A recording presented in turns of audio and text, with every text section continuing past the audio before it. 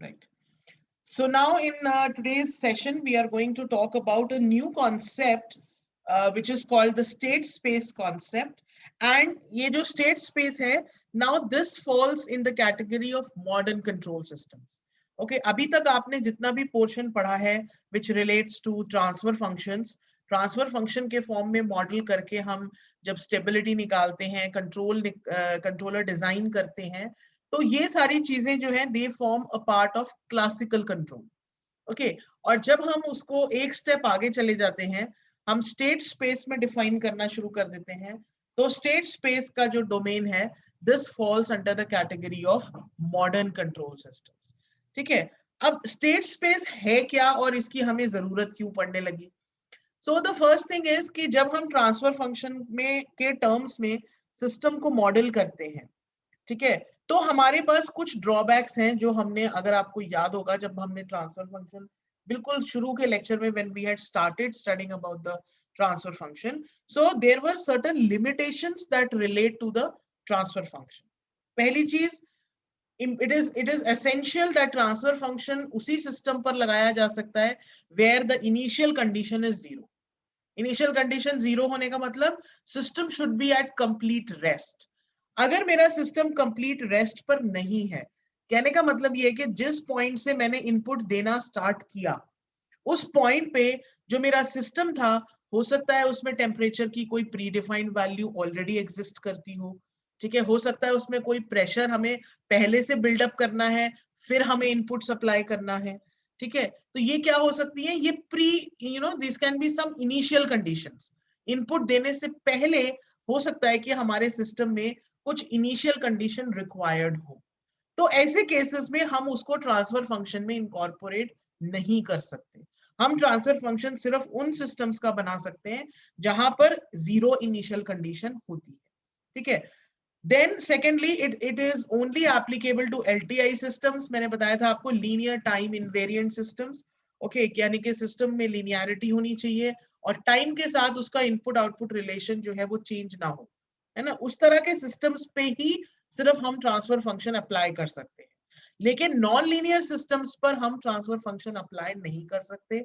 हम उसको differential equation के टर्म्स में, यानी कि टाइम डोमेन के टर्म्स में ही सारा कैलकुलेशन करते हैं. ठीक है, then transfer function is usually limited to SISO systems. That means single input single output systems. अगर multiple input multiple output system बन जाता है, तो ट्रांसफर फंक्शन की जगह ट्रांसफर मैट्रिक्स बन जाता है. ठीक है, ट्रांसफर मैट्रिक्स एक बहुत पॉपुलर मेथड नहीं है डील करने का. उसकी जगह हम प्रेफर कर लेते हैं कि अगर multi input multi output system है, तो better to go with the state space method rather than going with the transfer matrix method. तो transfer function usually the application is limited to the single input and single output systems. Okay, and lastly the most important point is कि जब हम transfer function की बात करते हैं, तो हम, अगर आपने देखा, हमने जब रिस्पॉन्स कैलकुलेट किया, हमें सिर्फ दो ही चीजों की इंफॉर्मेशन मिलती है, input and the corresponding output with respect to time. लेकिन अगर फॉर एग्जाम्पल अगर मेरा जो सिस्टम है उसका आउटपुट फ्लो है, ठीक है, I want to maintain some flow rate in a, say suppose कोई होस पाइप है मेरे पास, और मुझे उसका कोई एक फ्लो रेट जो है वो मेंटेन करना है, because I might be having some target of maintaining a level in a tank और समथिंग लाइक दैट. तो अगर मैं उसको ट्रांसफर फंक्शन के टर्म्स में बात करती हूँ, when I say that I get to know only the input and the output, इसका मतलब मुझे सिर्फ इतना पता चलेगा कि मैंने वॉल्व को कितना ओपन किया और मुझे फाइनली टैंक के सामने जो मेरा होस पाइप है उसमें से कितना फ्लो मिल रहा है. That's it. I am not going to come to know whether ये सेटिंग जो मैंने अचीव करी है, इसकी वजह से क्या पाइप में प्रेशर तो नहीं बढ़ रहा, क्या फ्रिक्शन की वजह से या एक्सेस फ्लो जो हो रहा है पार्टिकल फ्रिक्शन की वजह से किसी पर्टिकुलर पॉइंट पर टेम्परेचर तो चेंज नहीं हो रहा.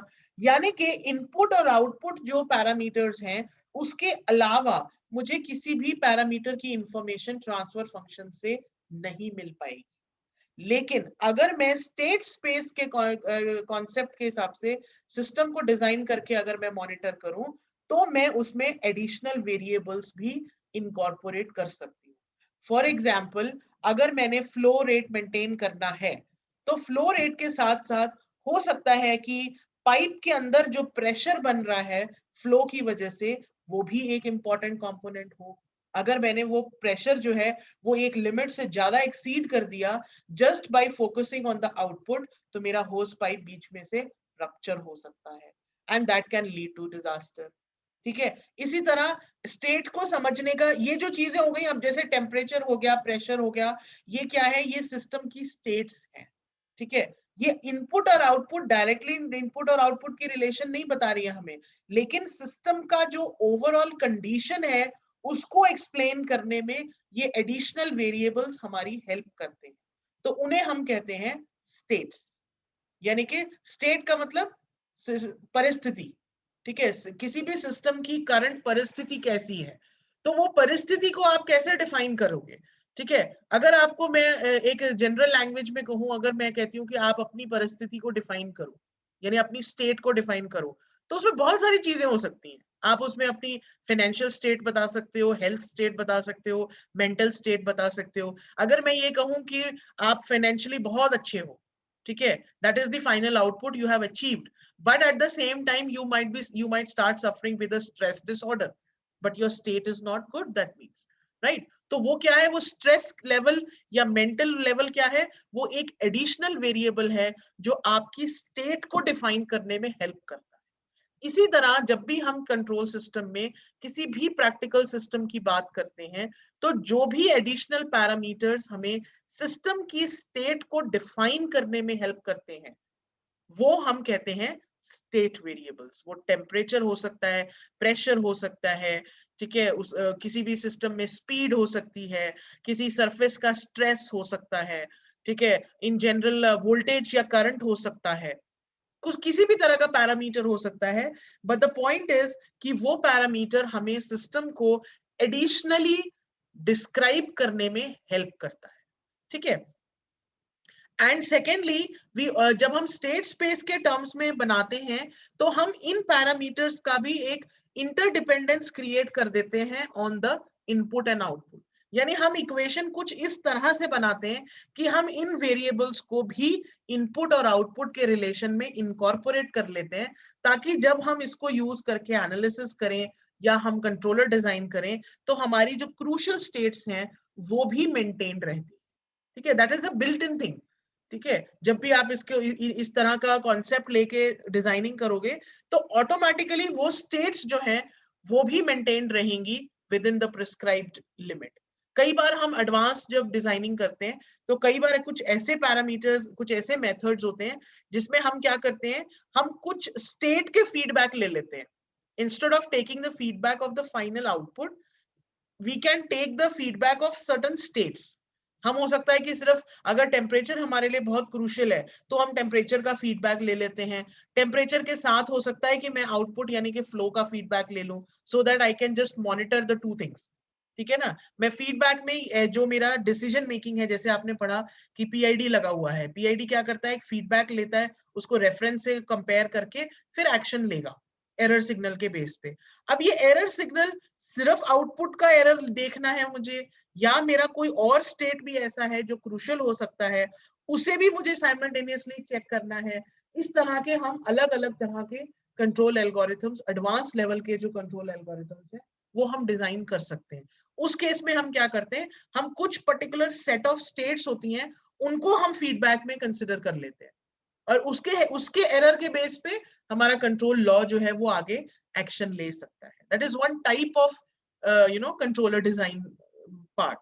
वो सब अगर हमें करना है, तो हमें स्टेट स्पेस वाले कॉन्सेप्ट के थ्रू जाना होता है। हम ट्रांसफर फंक्शन कॉन्सेप्ट के थ्रू वो चीजें अचीव नहीं कर सकते। ठीक है, सो क्लासिकल थ्योरी से अब हम मॉडर्न थ्योरी की तरफ जा रहे हैं, जिसमें कि हमने अब सिस्टम को सिर्फ इनपुट और आउटपुट के बेसिस पे डिस्क्राइब नहीं करना है, हमने उसको इनपुट, आउटपुट और उसके कुछ स्टेट वेरिएबल्स के हेल्प से डिफाइन करना है। Of course state space method is one of the method of modelling.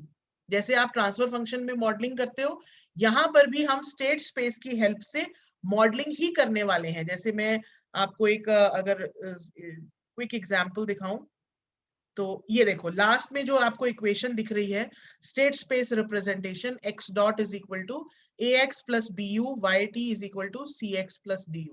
Finally ऐसा कुछ रिप्रेजेंटेशन हम अपने सिस्टम का बना लेते हैं, ठीक है ना। ट्रांसफर फंक्शन के फॉर्म में हमने क्या किया था, देखो हम ट्रांसफर फंक्शन जब लिखते थे तो हम आउटपुट अपॉन इनपुट लिखते थे, ठीक है, और उसका लाप्लास लेकर this was one way of representing the system. अब ये भी एक मैथमेटिकल वे है सिस्टम को रिप्रेजेंट करने का, लेकिन इक्वेशन जो हमारी बनेगी सबसे पहली बार टाइम डोमेन में बनेगी, ओके, डिफरेंशियल इक्वेशन के फॉर्म में बनेगी। और हमेशा स्टेट स्पेस में there are set of two equations. एक इक्वेशन होगी जो हमारी स्टेट्स की वेरिएशन को डिफाइन करती है कि जब हमने सिस्टम को इनपुट दिया तो उस इनपुट की वजह से मेरा जो सिस्टम का स्टेट है वो टाइम के साथ कैसे चेंज हो रहा है, उसको हमने एक्स डॉट वाली इक्वेशन के साथ डिस्क्राइब किया हुआ है। और दूसरी इक्वेशन हमारी आउटपुट की होती है कि अब सिस्टम में जब मैंने इनपुट दिया तो उस इनपुट का कुछ इफेक्ट होगा और उस इनपुट यानी कि उस इनपुट की कोई ड्राइविंग फोर्स होगी और वो इनपुट जो इनिशियल स्टेट्स पे एक्ट करा, तो स्टेट्स में जो चेंजेस आए इन दोनों के कॉम्बिनेशन से मेरा आउटपुट बनेगा, ठीक है। इनपुट आएगा, इनपुट सिस्टम की स्टेट्स को चेंज करेगा, तो जो स्टेट्स चेंज होंगी वो अल्टीमेटली आउटपुट को रिजल्ट करेंगी। तो मैं इस केस में जब मैं मैथमेटिकली डिफाइन करती हूं तो मैं सेट ऑफ टू इक्वेशंस बनाऊंगी हमेशा।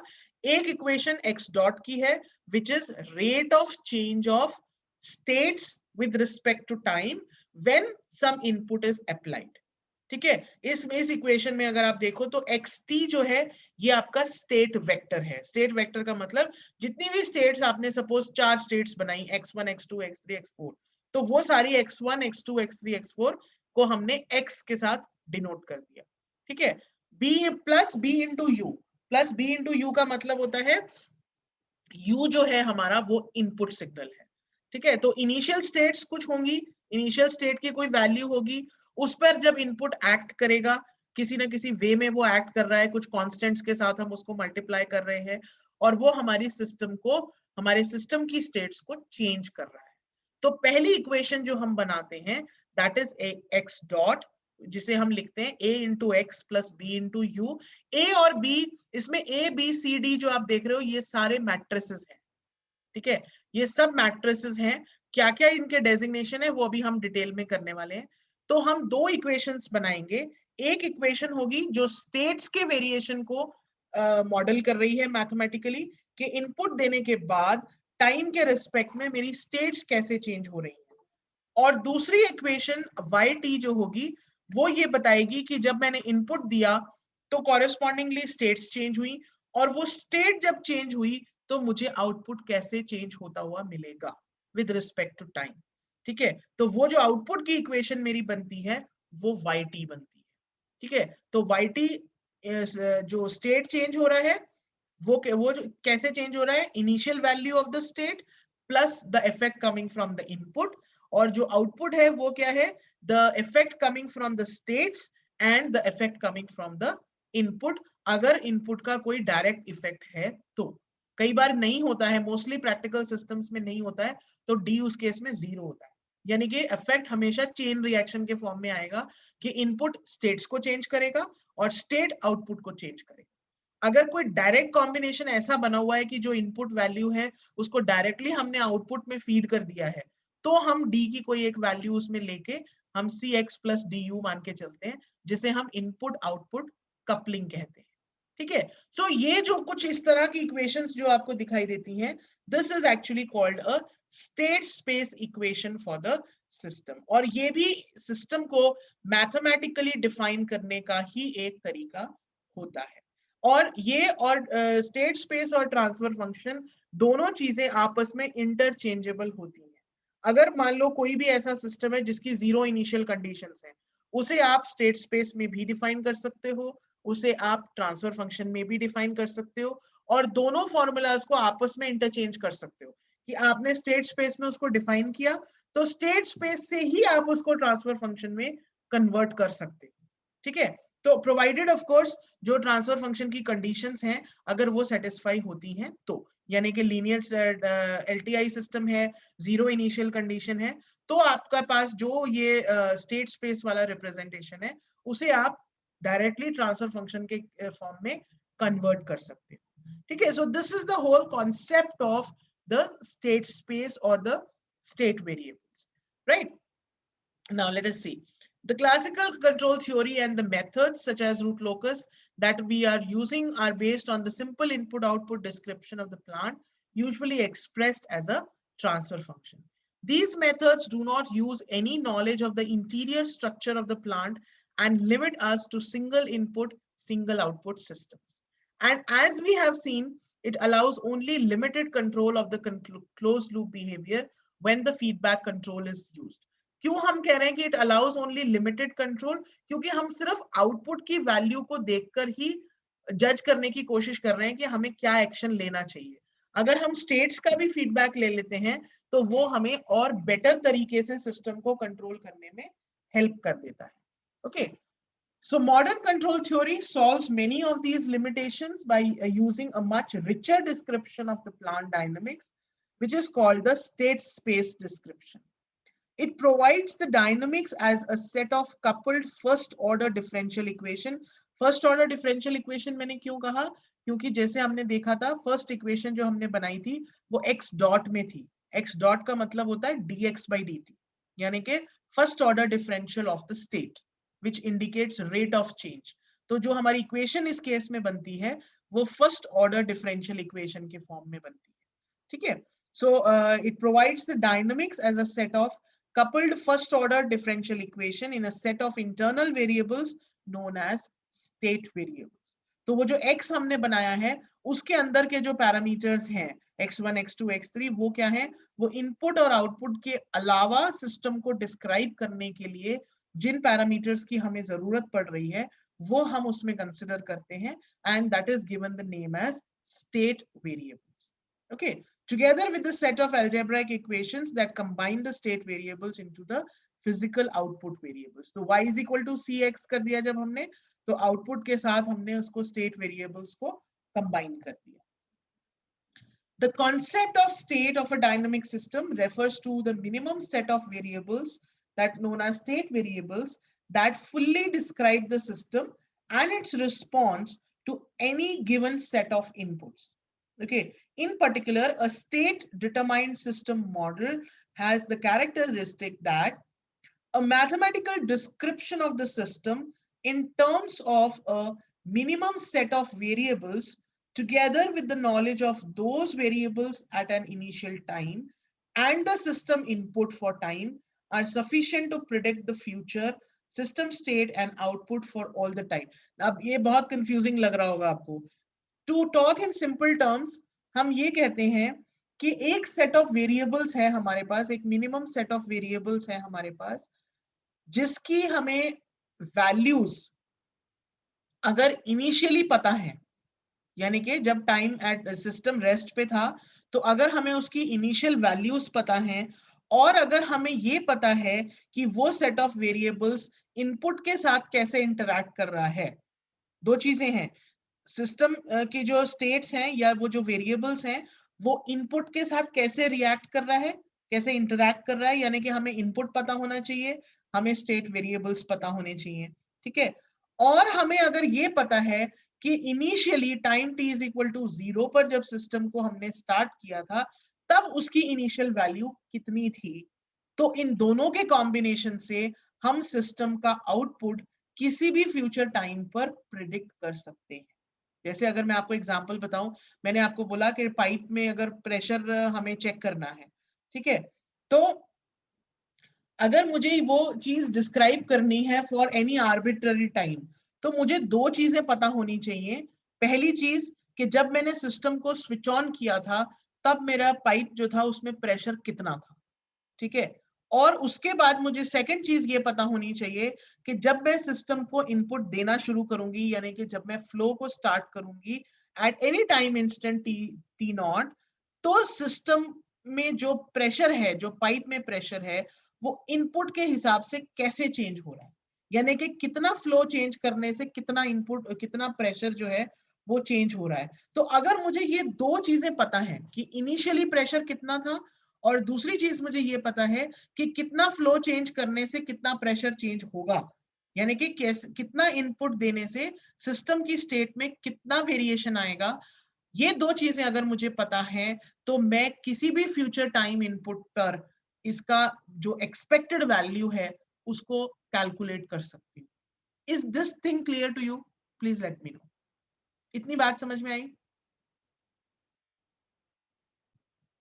Now, the next thing is to how to form the state equations.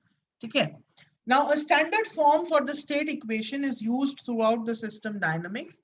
In the standard form, the mathematical description of the system is expressed as a set of n coupled first order ordinary differential equations, which are known as state equations. यानी कि जितनी states हमने define कर रही हैं, उन सारी states की हम फर्स्ट ऑर्डर डिफरेंशियल इक्वेशंस बनाते हैं which indicates the rate of change of that particular state. जैसे कि अगर मैंने n स्टेट्स बनाई हैं तो x1 dot, x2 dot, x3 dot, जितनी मैंने स्टेट सिलेक्ट करी हैं उन हर स्टेट के लिए मुझे उसका डिफरेंशियल इक्वेशन चाहिए होता है, यानी कि एक ऐसा मैथमेटिकल एक्सप्रेशन जो टाइम और इनपुट के रिस्पेक्ट में उसका रेट ऑफ चेंज डिफाइन कर सके।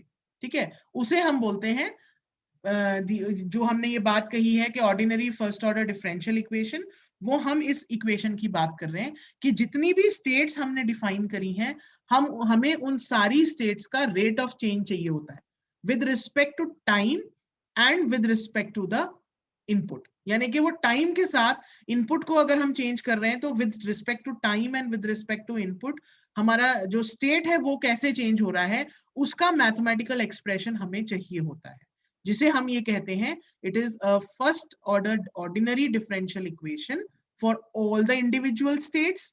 These are known as state equations.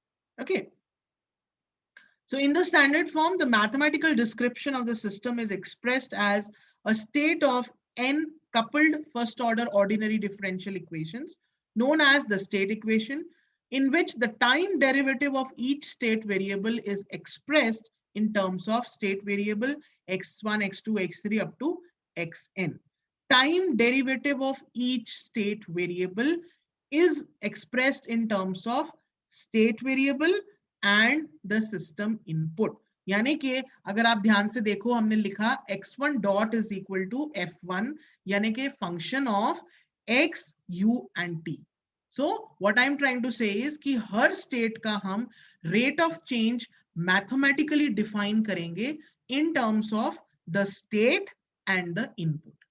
ठीक है, रेट ऑफ चेंज है तो टाइम ऑब्वियसली पिक्चर में आएगा, और जो इसका हम फंक्शन डिफाइन करेंगे, अगर जैसे मैंने कहा कि टेम्परेचर और प्रेशर है तो मुझे क्या चाहिए, मुझे टेम्परेचर की कोई एक rate of change of temperature की ऐसा मैथमेटिकल एक्सप्रेशन चाहिए which is relating to the initial state of temperature and the input, okay, with respect to time. तो हम सारी स्टेट वेरिएबल्स का rate of change mathematically define करते हैं with the help of functions in terms of the variable itself and the input system input that is u। ठीक है, तो उससे हमारे पास जितनी आपके पास स्टेट्स होंगी उतनी इक्वेशंस बन जाएंगी। जैसे अगर मैंने टेम्परेचर और प्रेशर कहा तो टेम्परेचर का रेट ऑफ चेंज एक इक्वेशन बनेगी, प्रेशर का रेट ऑफ चेंज एक और इक्वेशन बन जाएगी। ऐसे जितनी स्टेट्स आप डिफाइन करोगे उतनी ही derivative equations, first order derivative equations आपके पास बन जाती है। ठीक है, क्योंकि हम स्टेट्स का रेट ऑफ चेंज डिफाइन कर रहे हैं in term of the state variable itself and the system input. Okay, तो एक एक्सप्रेशन तो ये बन गया हमारा। Now whatever I have just now explain that is explained over here in words. Okay, so जब आप उसको सॉल्व करोगे for an LTI system nth order, यानी कि अगर आपके पास r इनपुट्स हैं और n स्टेट्स हैं आपके पास, तो कुछ इस तरह की इक्वेशंस बनती हैं आपके पास। x1, x2, x3 की इक्वेशंस बनेंगी, उसमें जो कांस्टेंट्स आ रहे हैं अगर आप ध्यान से देखो a11, a12 up to a1n, okay, ये जो कांस्टेंट्स आते हैं उसको हम एक मैट्रिक्स में कंबाइन कर देते हैं और उस multiplied by a vector, and जो कॉन्स्टेंट्स इनपुट के साथ आ रहे हैं मल्टीप्लीकेशन में, उसे हमने एक और मैट्रिक्स में कंबाइन कर दिया, multiplied by the number of inputs. ठीक है, यानी कि ये जो हमने पीछे डिफाइन करा था x1 dot is equal to x2 dot is equal to, ये जब अगर जब आप एक्चुअल सिस्टम पे काम करोगे, जब आप इसको बनाओगे इक्वेशन को, तो ये इक्वेशन एक्चुअली में कुछ इस फॉर्म की बनेगी। ठीक है, जितनी आपके पास स्टेट्स होती हैं वो आती हैं साथ में पिक्चर में, प्लस जितने आपके पास इनपुट हैं वो पिक्चर में आते हैं विद सम कांस्टेंट्स। तो हम इसको मैट्रिक्स फॉर्म में, ये अभी जब मैं आपको एग्जांपल कराऊंगी तब और भी ज्यादा क्लियर हो जाएगा कि ये इक्वेशन कैसे आती है, बट ये इक्वेशन इस फॉर्मेट में आती है जब हम इसको एक्सपैंड करते हैं तो। ठीक है, तो उसको हमने क्या किया, हमने इसको एक मैट्रिक्स फॉर्म में रिप्रेजेंट कर दिया। Okay, that is d by dt of the states is equal to some matrix A multiplied by the states plus some matrix B multiplied by the number of inputs, और उसको हमने इस form में लिखा x dot is equal to ax plus bu. Okay, so यहाँ पर जो A बना हमारे पास जो A मैट्रिक्स आया है, this is called state matrix. X is a vector which has all the states in it, यानी कि जैसे अगर मैंने कहा टेम्परेचर और प्रेशर, तो X मैट्रिक्स X वेक्टर में दो एलिमेंट्स होंगे, x1 और x2. ठीक है, B जो इसमें है, B is called the input matrix, इसमें इनपुट के कोफिशिएंट्स होंगे, तो B को हम कहते हैं इनपुट मैट्रिक्स, और U वेक्टर होगा जिसमें जितने इनपुट आपने अप्लाई करे हैं उतने पैरामीटर्स होंगे। तो अगर आपके पास R इनपुट्स थे, so this will be a vector of size R. ठीक है, so this is how we get the first equation that I was showing you, x dot is equal to ax plus bu. ठीक है, अब similar तरीके से जब हम इसकी आउटपुट की इक्वेशन को डिफाइन करते हैं, तो आपकी जो आउटपुट की इक्वेशन आएगी वो भी इसी तरह से आती है, yt is equal to c1 x1 plus c2 x2. अब अगर आपके पास सिंगल आउटपुट सिस्टम है तो एक इक्वेशन बनेगी। अगर आपके पास m आउटपुट्स, अलग अलग आउटपुट्स आ रहे हैं, मल्टीपल आउटपुट्स आ रहे हैं, तो y1 y2 ym के साथ ये भी एक मल्टीपल इक्वेशंस के फॉर्म में एक्सप्रेशन मिलता है हमें। तो इन जनरल अगर अभी हम सिंगल की बात करें, सो yt यानी कि output is again going to be represented in the form of c1 x1 plus c2 x2 till cn xn plus d1 into u1 up to dr into ur, यानी कि some constant multiplied by the states plus some constant multiplied by the input. यानी जो output है हमारा वो दो component से मिलके बन रहा है, चेंजेस जो स्टेट में आए और जो चेंजेस इनपुट ने डायरेक्टली इंट्रोड्यूस कर दिए, उन दोनों को कंबाइन करके हमारे सिस्टम का आउटपुट बनता है। ठीक है, तो इसे भी कॉरेस्पॉन्डिंगली अगर मैं मैट्रिक्स के फॉर्म में चेंज कर देती हूँ तो मेरा एक्सप्रेशन बन जाता है y is equal to C X plus D U. ठीक है, यहां पर हमने इसको सिंप्लीफाई करके y is equal to C X इसलिए लिखा हुआ है क्योंकि मोस्टली प्रैक्टिकल सिस्टम्स में, फिजिकल सिस्टम्स में d जो है वो 0 होता है। हम डायरेक्ट इनपुट आउटपुट कपलिंग को अवॉइड करते हैं। ठीक है, हम चाहते हैं कि सिस्टम में जो भी चेंजेस आए वो स्टेट्स के थ्रू आए। ठीक है, वो हम जो डायरेक्ट कपलिंग है उसको हम अवॉइड करना चाहते हैं, तो मोस्टली सिस्टम इस तरह से डिजाइन किए जाते हैं कि जो डी है वो 0 होता है। ठीक है, तो इसलिए हमारी इक्वेशन जो है y is equal to C X के फॉर्म में रिड्यूस हो जाती है।